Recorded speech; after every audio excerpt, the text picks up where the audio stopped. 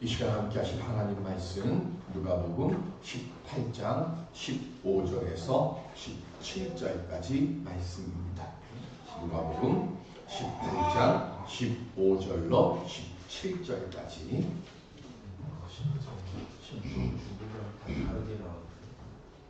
예? 18장. 아, 이게 잘못 나갔네요. 네. 누가복음 18장 16절로 15절로 17절. 누가복음 18장 15절로 17절. 사람들이 예수께서 만져주심을 바라고 자기 어린 아기를 데리고 오매 제자들이 보고 꾸짖거늘 예수께서 그 어린 아이를 불러 가까이 하시고 이르시되 어린아이에게 내게 온 것을 응답하고 그것을 알라. 하나님의 나라가 이런 자의 것이다. 내가 진실로 너희에게 이르노니 누구든지 하나님의 나라를 어린아이와 같이 받아들이지 않는 자는 결단코 거기 들어가지 못하리라 하시니라. 아멘. 지상의 천국이 되는 가정 만드는 우리 성도님들 되시기를 주님의 이름으로 축원드립니다. 믿음이 뭘까요? 병원에서 건강 검진을 하는데 근력이 많이 부족하다고 의사가 등산을 하라고 한 분에게 권면을 했습니다. 그래서 그 권면을 받고 주말마다 산에 오르기를 시작을 합니다. 처음에는 그냥 뒷산 가볍게 올라간다 하는 마음으로 올라갔는데 올라가면서 보니까 다른 사람들이 보니까 옷이 벌써 또 다른 옷을 입고 신발도 다른 신발을 신고 그리고 장갑도 끼고 그리고 지팡이도 탁 하고 하니까 나도 기왕 등산하면 저렇게 해야겠다 하고 적지 않은 돈을 들어서 등산 장비들을 구입을 했습니다. 그렇게 매주 산에 오르다 보니까 함께 산에 오르는 많은 사람들과 친구 관계도 맺었습니다. 그러면서 이야기를 하는데 등산에 관한 이야기들을 많이 하게 되죠. 우리 주일마다 예배를 드리러 나옵니다. 신앙생활을 하다 보면 헌금 생활도 하게 되고 그러다 보면 지출 내역에 변화가 생깁니다. 그리고 교회 다니는 사람들이 어울리다 보면 또 평소 대화에서 교회에 관한 믿음에 관한 이야기들이 많이 나옵니다. 등산과 신앙생활이 같으면서도 다른 점이 있죠. 뭐가 차이가 있습니까? 등산은 내 인생에 등산을 추가한 거예요. 등산이 나를 위해서 존재하는 것이지 내가 등산을 위해서 존재하는 건 아닙니다. 그런데 신앙은, 믿음은 다르죠. 믿음은 내 인생에 무언가 새로운 한 가지 더하는 이 정도로 끝나는 것이 아닙니다. 그럼 어떻게 될까요? 갈라디아서 2장 20절 시작. 내가 그리스도와 함께 십자가에 못 박혔나니 그런즉 이제는 내가 사는 것이 아니요 오직 내 안에 그리스도께서 사시는 것이라. 이제 내가 육체 가운데 사는 것은 나를 사랑하사 나를 위하여 자기 자신을 버리신 하나님의 아들을 믿는 믿음 안에서 사는 것이라. 아멘. 신앙생활은요, 예수를 닮는 겁니다. 내가 무언가를 하는 게 아니고요, 신앙생활은 오직 한 가지예요. 예수의 마음을 품고 예수를 닮아가고자 사는 것. 이게 신앙생활이죠. 원로장로 추대나 원로 목사님 추대 예배를 가면 많이 나오는 이야기가 있죠. 뭐냐면 젊었을 때는 성경을 참 원없이 읽었는데 이제는 성경을 읽으려고 해도 눈이 침침해서 잘 읽을 수가 없고 기도하려고 해도 목이 마르고 입이 말라서 기도가 잘 되지 않습니다. 이럴 줄 알았더라면 젊을 때, 눈 좋을 때, 그리고 건강할 때 더 많이 기도하고 더 많이 성경을 모았을 것을 후회가 됩니다. 근데 여러분들 이런 얘기들을 하면 많은 분들이 고개를 끄덕끄덕 거려요. 그래, 맞아, 젊을 때 열심히 해야지. 그런데 신앙생활이요, 성경 읽고 기도하는 건가요? 그 중에 일부분이죠. 사도 바울은 다메섹 도상에서 거꾸러진 뒤에 그는 평생을 복음을 전하고 그리고 예수 그리스도를 알리는 일에 최선을 다했어요. 그러다가 60이 넘은 나이에 감옥에 갇혔고요. 그 감옥에 갇힌 그곳에서 사도 바울은 신앙생활을 열심히 했습니다. 감옥 안에 성경이 있습니까? 없습니다. 요즘은 성경이 교도소에도 다 있잖아요. 근데 교도소 안에, 감옥 안에는 성경책가 없습니다. 그런데 어떻게 신앙생활을 감옥 안에 있는 바울이 할 수 있었을까요? 한 가지죠. 신앙생활은 딱 한 가지입니다. 예수를 닮으려고 하는 거예요. 내가 있는 그곳에서요, 내가 성경을 못 읽고 내가 기도 생활을 원대로 하지 못한다 할지라도 이 마음을 품으라고 했잖아요. 근본 본체 하나님이시나 자기를 낮추어 인간의 형상을 입고 이 땅에 오신 바로 그 그리스도를 닮아가고자 하는 마음으로 사는 것, 이게 신앙생활이잖아요. 오늘 어린이 주일을 맞습니다. 이런 예수를 닮아가는 기쁨을 먼저 경험하는 우리 성도님들이 되시고 우리 부모님들이 되시길 바랍니다. 그리고 그 기쁨을 아는 교회가 되어질 때 그때에 우리 가정과 우리 만남의 교회가 하나님께서 주시고자 하시는 복된 역사가 온전히 이루어질 줄 믿습니다. 오늘 우리들은 한 가지, 우리의 목표는 예수 그리스도를 닮아가는 그 삶을 살아가고자, 조금 부족하고 조금 모자라고 조금 힘들어도 그래 예수님을 닮고자 하는 그 마음으로 내게 주어져 있는 삶의 시간들, 삶의 걸음들을 옮겨가고자 할 때 그때 하나님께서 우리에게 거룩한 생명의 열매들을 그리고 복된 가정의 은혜의 은총의 선물들을 허락해 주실 줄로 믿습니다. 이 은혜의 걸음을 옮겨가는 우리 모두가 될 수 있기를 주님의 이름으로 간절히 기원 드립니다. 누가복음은요, 오늘 본문에 있는 말씀 전에 앞뒤로 세 개의 말씀이 나와요. 먼저 1절로 8절에는 과부와 악한 재판장의 비유가 나옵니다. 악한 재판장이 누구예요? 사람 무시하고 하나님을 두려워하지 않는 재판장이 있습니다. 근데 이 재판장에게 한 과부가 밤낮으로 끊임없이 와서 뭐라고 얘기를 해요? 내 원수에 대한 나의 원한을 풀어주십시오 라고 외칩니다. 하나님도 두려워하지 않고요, 누구의 청도 들어주기 싫어하는 이 악한 재판장이 그래 내가 네 소원 들어줄게 라고 합니다. 뭐 때문에?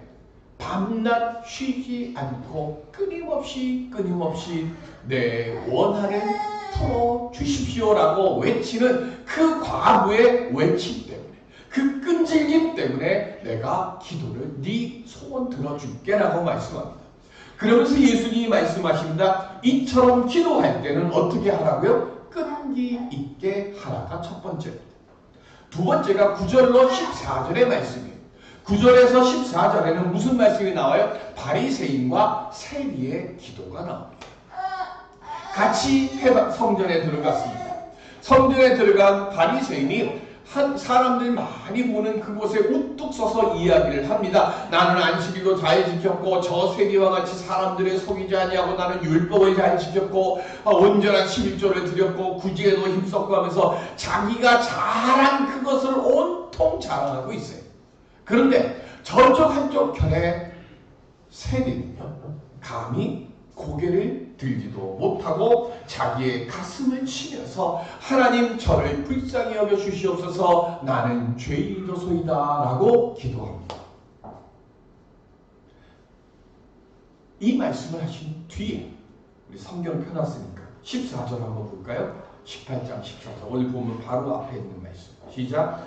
내가 너희에게 이르노니 이에 저 바리새인이 아니고 이 사람이 의롭다 하심을 받고 그의 집으로 내려갔느니라. 무릇 자기를 높이는 자는 낮아지고 자기를 낮추는 자는 높아지리라 하시니라. 아멘. 기도의 그리고 신앙생활의 두 번째 모습이 뭡니까? 겸손하라는 거예요.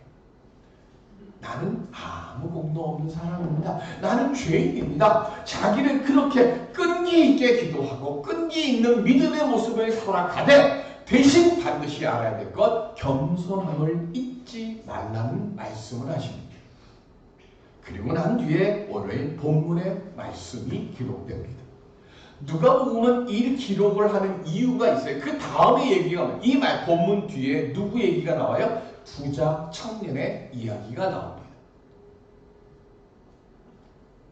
오늘 본문의 말씀이 나온 뒤에 왜 부자 청년의 얘기가 뒤에 나왔는가? 18장 요 전체는 하나로 봐야 되는 말씀이에요. 먼저 오늘 본문에 있는 말씀부터 하면 사람들이 예수님께서 자기의 아이들을 만져주심을 바라고 예수님 앞으로 데리고 옵니다. 뭐 특별하게 한 게 아니고요. 그 당시 유대인들의 관습이 있는데요. 이 유대인들의 관습이 뭐냐면 랍비들에게 자기의 아이들을 데리고 와서 자기 아이들에게 복을 좀 빌어주세요라고 안수하기를 요청하는 게 이게 습관이에요.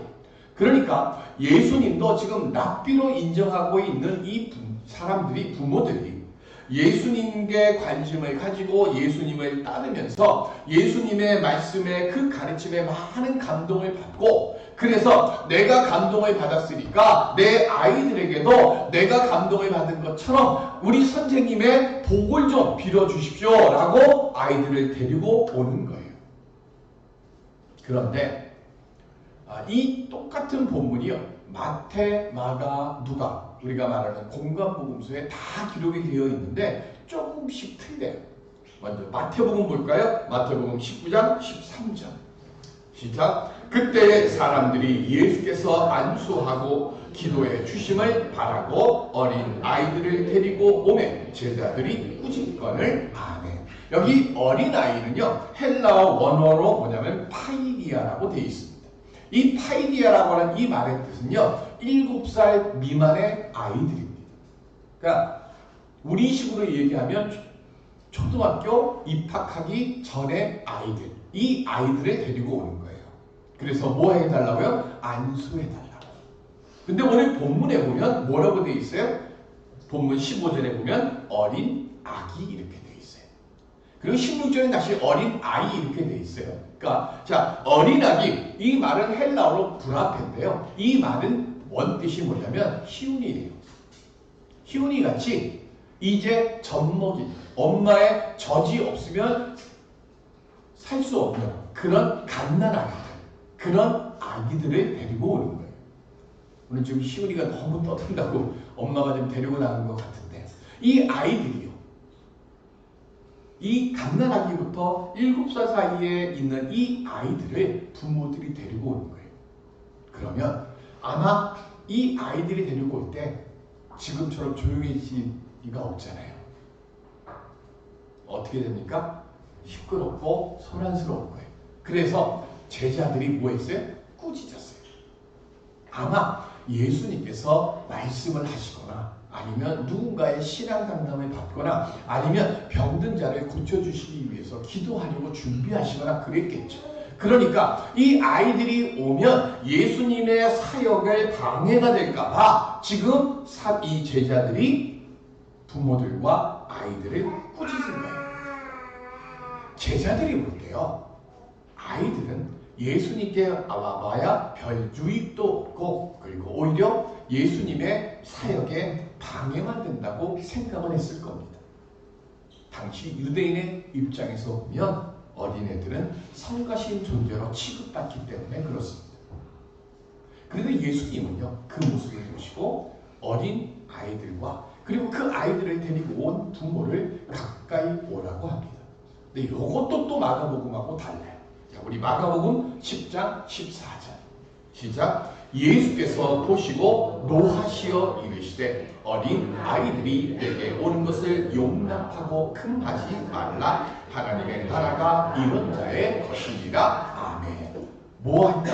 누가복음에는 뭐가 없는데 마가복음에는 뭐가 하나 있죠. 뭐가 들어가 있어요? 노하시오.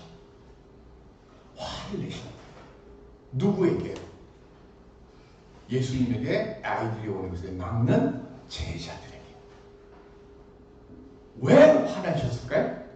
천국은, 하나님의 나라는 뭐라고요? 이 아이들과 같아야 되는 거예요. 그러면 이 아이들이 오는 거는, 이 아이들은 지금 뭐가 되는 거예요? 예수님에게 있어서는 기뻐하며 사랑스러운 존재라는 거예요. 그러니까 기뻐하며 사랑스러운 존재가 내게 오는데 애들이 좀 운다고, 애들이 좀 떠든다고 그걸 왜 너희들이 간호하고, 너희들은 이 아이보다 못하다니까. 이 아이들이 같지 않으면 너희는 하늘나라 들어가지 못하는 거야.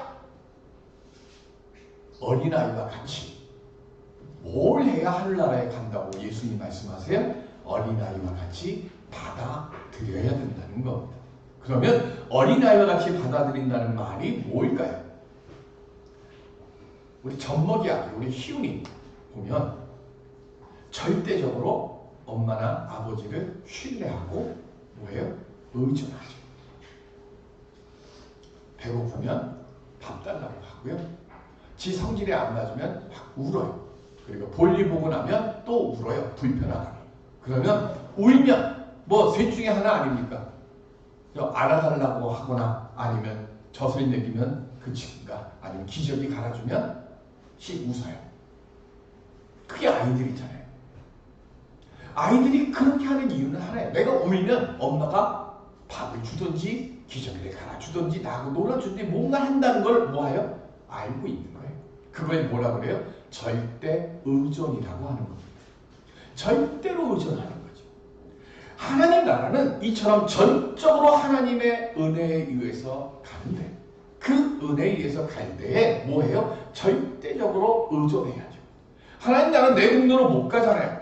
우리가 하나님 나라에 갈 수 있는 이유는 예를 많이 드린다고 하나님 나라 갑니까? 아니잖아요. 우리가 하나님 나라에 갈 수 있는 이유는 오직 한 가지예요. 예수 그리스도의 십자가 대속의 죽음을 내가 믿음으로 받아들이고, 그 은혜가 내 은혜가 되기 위해서 예수님이 십자가 길 가시고 그 보혈로 내 죄가 씻겼음을 나는 믿기 때문에 하나님 나라에 가는 거예요. 그걸 전적 은혜라고 그러고 절대 은혜라고 하잖아요. 내 공로는 하나도 없는 거고 오직 그 십자가의 공로만 의존해야만 가는 거예요. 그런데 우리 선인들은요, 절대 의존이 쉽지 않습니다. 이 말씀 뒤에 뭐가 나온다고 했어요? 부자 청년이 나온다고 했어요. 부자 청년이 왜 하나님 나라에 들어가지 못한다고 했어요? 내가 무엇을 해야 하나님 나라에 갈 수 있습니까? 묻잖아요. 선한 선생님이요? 내가 무엇을 해야 하나님 나라에 갈 수 있습니까? 이미 출발부터 뭐 했어요? 잘못됐어요. 내가 무엇을 해야 가는 게 아니잖아요. 오직 한 가지예요. 우리가 하나님 나라에 갈 수 있는 건 한 가지거든요. 예수 그리스도를 믿고 의지하는 것, 십자가 보혈의 공로를 의지하는 것, 이것 외에는 우리가 하나님 나라에 갈 수 없는데, 자꾸 뭐예요? 우리 성인들, 어른들은 내가 무언가를 해야, 내가 무언가 공로가 있어야 무언가에 내가 요구할 수 있다고 생각합니다. 하나님 나라는 무언가의 공로가 있어서 가는 게 아니에요. 무언가 요구해서 그 요구의 결과물로 가는 게 아니에요. 우리는 끊임없이, 성인들은요, 먹고 마시고 입고 더 좋은 것 얻고자 하는 걸 생각하고 염려하면서 살아가요. 그러다 보니까 점점 내 주관이 커져가고요, 내 생각과 내 판단을 굽히려하지 않습니다. 당연히 그렇게 되면 남의 말 잘 듣지 않습니다. 그리고 누군가 내게 충고의 말을 하거나 잘못을 지적하면요, 아 그래 내가 그런 잘못이 있지, 내가 그거 고쳐야지, 그러지 않고 뭐예요? 10 중에 7, 8은 빽하죠. 자존심 건드렸다고, 내 자존심 상한다고.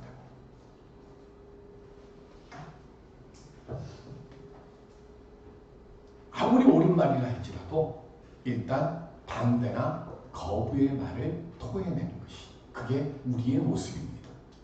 그러다 보니까 성인이 돼서 믿음이 생기는 게 너무 어렵습니다. 내 생각은 굳어 있고요. 내 판단 가득 내 안에 있으니까 이 아기들처럼 순수하게 모든 것 내려놓고 내 부족함 인정하고 말씀하옵소서 주의 종이 듣겠나이다 고백하지 못합니다. 제일 많이 듣는 얘기 없어도 있는 척하고 몰라도 아는 척하고. 왜요? 없는 거 티내고 모르는 거 티내면 저 사람들이 나를 무시할까. 그러니까 뭐예요? 괜히 몰라도 진짜 몰라요. 근데 너 몰랐지? 그럼 아니야 아는데 내가 일부러 내 표 안 냈어. 이런 우리 그러잖아요. 세상을 이처럼 복잡하게 살아가다 보니까 예배드리고 기도하고 말씀은 보는데 갈수록 감사함은 줄어들고 의심과 원망만 커져갑니다. 어떻게 해야 됩니까? 예수님이 이미 먼저 답을 주셨잖아요. 세리처럼 가슴을 치면서 주여 저는 죄인입니다. 저를 불쌍히 여겨 주시옵소서 라고 겸손함을 가지고 절대 은혜에 절대 의존하는 마음을 가져야 됩니다. 근데 그러려면 한 가지가 전제가 돼야죠. 뭐가 전제돼야 돼요? 내가 깨져야 돼요. 내가 쌓아온 이것이 깨져야 돼요. 근데 이게 깨지기가 힘들잖아요. 그래서 하나님이 우리에게 또 다른 선물을 준비하셨습니다. 예레미야 23장 29절 시작. 여호와의 말씀이니라 내 말이 불같지 아니하냐 바위를 쳐서 부스러뜨리는 방망이 같지 아니하냐. 아멘. 하나님의 말씀이 뭐 같다고요? 바위를 쳐서 부스러뜨리는 방망이 같다고요. 이 말씀 앞에 무슨 말씀이 나오느냐면요, 꿈을 꿨냐 환상을 보았느냐 내 말이 너의 입술에 있느냐 그러면 그거 선포해라 그래요. 아이국이 어찌 겨와 같으냐 그래요. 무슨 얘기일까요?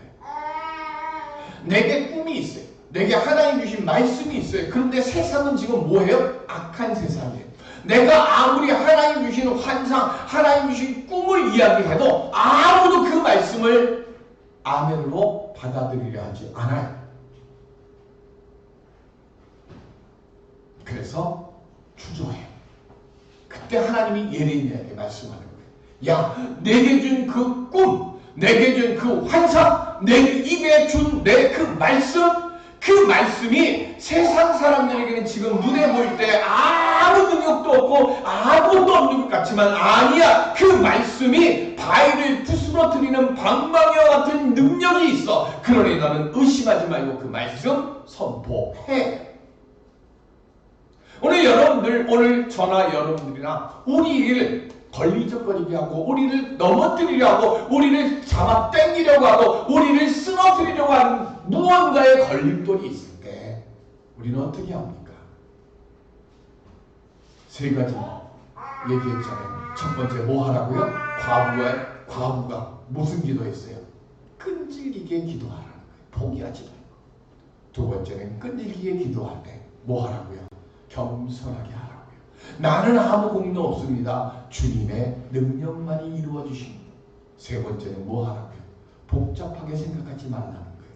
그 말씀이 불방망이가 돼서 내가 염려하고 내가 근심하고 내가 걱정하는 그 모든 것들을 바위를 부수는 그 말씀의 능력으로 부숴버릴 거니까. 그래서 18장은 전부 다가 하나예요. 그런데 그 역사를 이루기 위해서 반드시 우리가 가져야 될 것이 뭐라고요? 어린 아이와 같이 절대 의존하는 믿음이 있으면 그 역사가 이루어진다는 것을 알라고 하는 겁니다. 따뜻한 하루에 나오는 내용이에요. 한 청년이 냇가를 거니는데 물이 한참 불어났어요. 그래서 아무리 개구리가 수영에 능해도 물이 갑자기 불어나니까 이 물에 휩쓸려서 떠내려갈까봐 마침 그 냇가에 버드나무가 있었는데 버드나무 가지가 이렇게 하고 늘어지잖아요. 늘어지니까 그 조그마한 돌에서 이 버드나무 가지 위로 옮겨가려고 펄쩍펄쩍 뛰는데 이 개구리의 능력으로는 닿지 않는 높이에 버드나무 가지가 있는 거예요.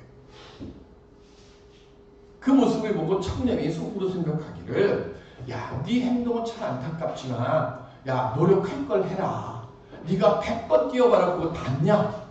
그렇게 생각하고 있는데요. 그때 마침 바람이 휘익하고 센 바람이 부는 거예요.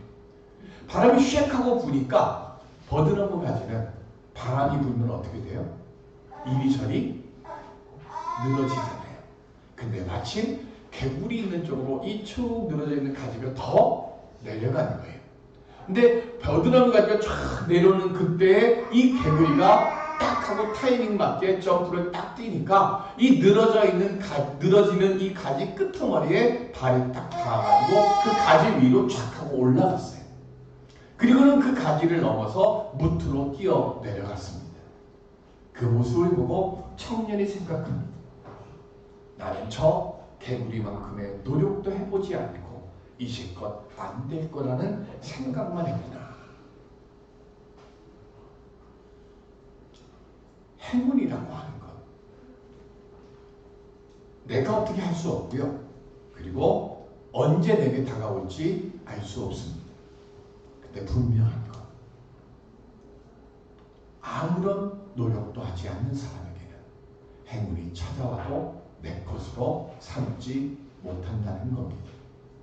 개구리는 안 될 줄 알면서도 포기하지 않고 계속해서 점프를 했기 때문에 내게 그 바람이 쫙 불어서 버드나무 가지가 내게로 딱 하는 그 순간 머뭇거리지 않고 펄쩍 점프를 뛰어서 그 버드나무 가지 위에 올라가는 거죠. 끈기 있게 기도하십시오. 그리고 겸손함을 놓치지 말고, 그리고 될까 안 될까 생각하지 말고 오직 십자가의 공로만 의지하며 그 절대 의존에 믿음을 가지고 주께 구하는 우리들이 되어야 합니다. 믿음이 뭡니까? 믿음은 주님을 아는 것에 집중하고, 그리고 주님께서 주시고자 하시는 은총과 은사를 절대적으로 의존하며 사는 것, 이게 믿음의 성리고 끝입니다. 오늘 우리들이 우리 아이들과 함께 주 앞에서는 가정이 되어지기를 바랍니다. 천국의 주인공이 되라고 아이들을 우리들에게 보내주셨어요. 엊그제 아이들에게 팝콘을 주면서 애들을 전도하면서 오늘이 어린이날이니까 너희들 교회 오면 특별하게 선물 많이 준비해서 교회 오면 선물 줄게. 근데 해놓고 생각하기를 어린이날이니까 집에서 애들 데리고 많이 나갈 텐데, 그랬더니 하나님 비를 주셨어요. 근데 비를 주셨는데 비가 너무 많이 오니까 이 너무 많이 와서 또 애들이 안 올까, 또 우리는 늘 이렇게 걱정하고 근심하잖아요. 그런데 한 가지, 내가 먼저 천국의 주인공이 되면 우리는 내가 근심하고 걱정하고 염려하는 그 일들이 하나님이 다 책임져 주실 거니까 우리는 믿음으로 기도하고 내가 해야 할 일만 하면 하나님이 우리를 위해서 예비해 놓으신 주시고자 하시는 천국 보화를 우리는 누리며 살아갈 수 있으리라고 믿습니다.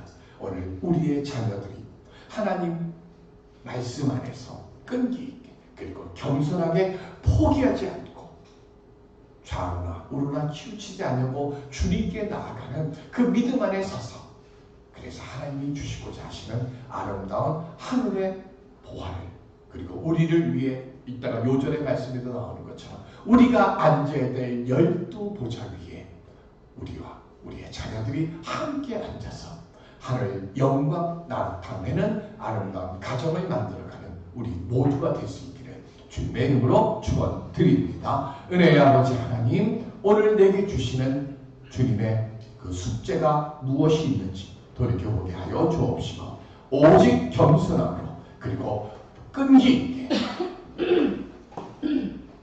좌고 우면하지 않고 오직 주님만을 바라보며 내게 주어져 있는 모든 문제를 해결해 나가고 내 자녀들을 그 믿음으로 천국의 주인으로 아버지 하나님 주님 앞에 세우는 우리 모든 만남의 권속들 되게 해 주시옵소서. 감사하며 예수 그리스도의 이름으로 기도드립니다. 아멘.